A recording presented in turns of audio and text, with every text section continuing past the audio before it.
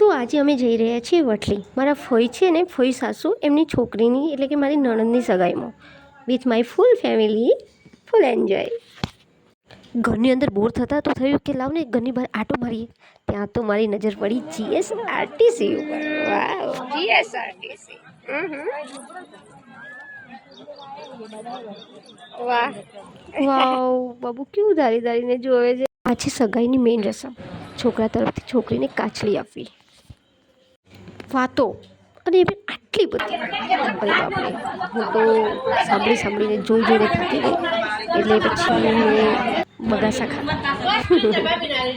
પછી બગાસાથી ધરાઈ નહીં એટલે મને થયું કે હવે જમી જ લઉં.